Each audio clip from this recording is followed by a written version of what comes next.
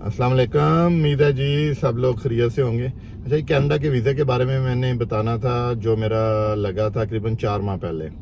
और मैं थोड़ा सा लेज़ी हुआ था, मैंने बस नई वीडियो बनाई। लेकिन मैं बता दूं कि मेरा कनाडा का वीज़ा 4 माह पहले लगा और लास्ट मंथ मैं 1 माह रह के भी आया हूँ। और कनाडा के वीज़ा जो मेरा लगा है वो मेरा हमें काफ़ी बंदों के लिए इनकरेजिंग होगा। वैसे तो मेरे जो भी वीज़े लगते हैं इसी तरह ही लगते हैं रिजेक्शन के बाद, लेकिन ये है कि मैं लगा रहता हूँ। अगर कोई रिजेक्शन हो भी जाए तो मैं दोबारा उसको अप्लाई ज़रूर करता हूँ। तो कनाडा का भी इसी तरह ही है।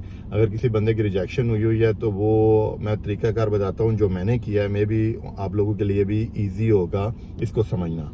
तो पहला जो मैंने वीज़ा अप्लाई किया था वो मैंने किया था 2007 के अंदर। तो उस वक्त बिल्कुल ऑलमोस्ट फ्रेश पासपोर्ट था, तो वो मेरा रिजेक्ट हो गया था, स्पॉन्सर आया हुआ था।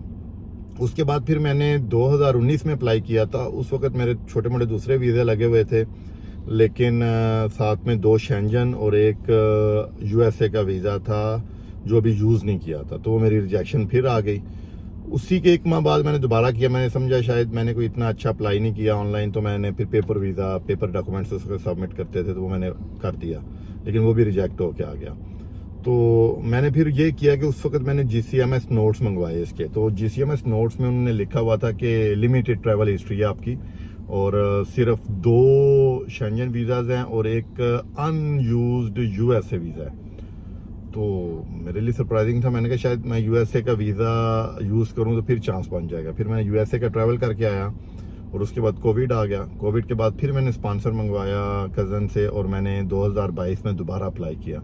और जब मैंने दोबारा अप्लाई किया तो फिर मेरा रिजेक्ट आ गया।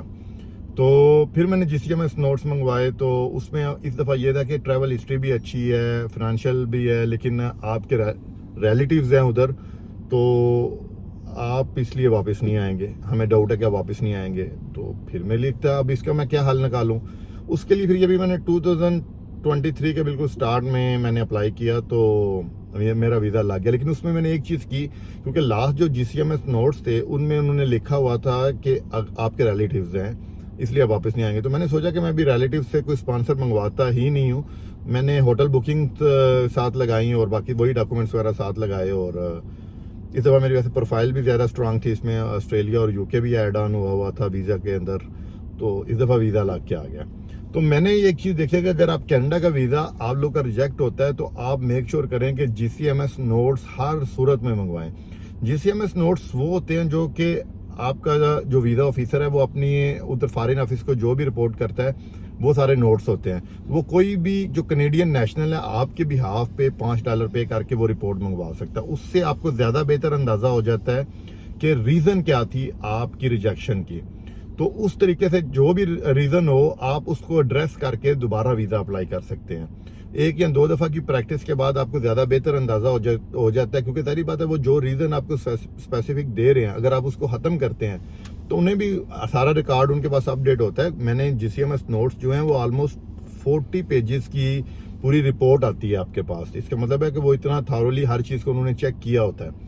तो एक तरीके के साथ चलते रहें तो उम्मीद है कि आप लग सकते हैं। लेकिन एक चीज़ का ध्यान रखना है कि जब भी आपने कनाडा का वीज़ा या कोई भी वीज़ा अप्लाई करना है, आपने कोई डॉजी डॉक्यूमेंट्स नहीं लगाना, क्योंकि आपकी रिजेक्शन चाहे जितनी मर्जी हो जाए, नॉर्मल रिजेक्शन कोई इशू नहीं है, बिल्कुल कोई मसला नहीं आएगा। लेकिन अगर आपने कोई फेक डॉक्यूमेंट्स लगा दिया तो फिर आप 10 साल के लिए बैन हो जाएंगे। और कनाडा से बैन होने का मतलब है कि आप USA, कनाडा, ऑस्ट्रेलिया, न्यूजीलैंड और इंग्लैंड, ये 5 मुल्क जो कि 5 आइज हैं जो इमिग्रेशन शेयर करते हैं, आप इन 5 में बैन हो जाएंगे।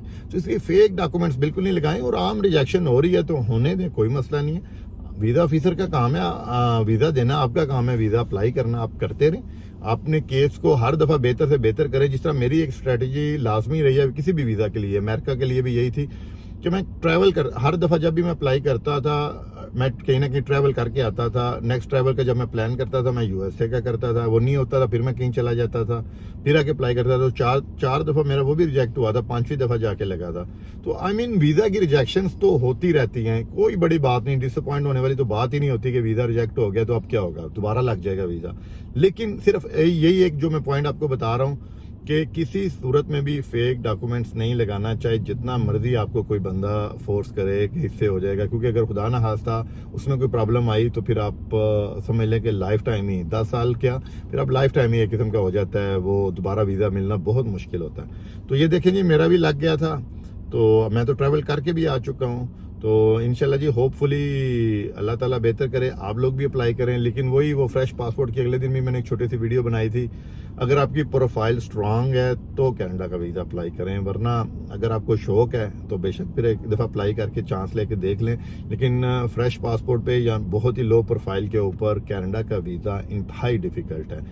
میرے پاسپورٹ پہ ابھی سارے ویزاز آلموسٹ الحمدللہ سٹیمپ ہو چکے ہیں، جس میں یو ایس اے ہے، کینیڈا ہے، آسٹریلیا ہے، شینجن ہے، یو کے ہے۔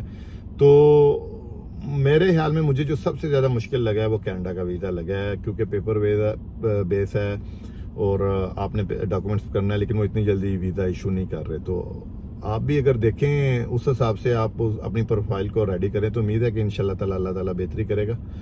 تو باقی اپنی دعا میں یاد رکھیں جی، اللہ حافظ۔